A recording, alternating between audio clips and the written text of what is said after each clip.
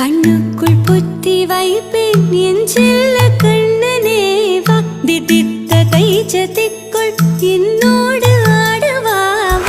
அடிக்கடி உன்னை பிடிக்க நான் மன்றாடிட இடப்புறம் விரல் மடக்கி நீ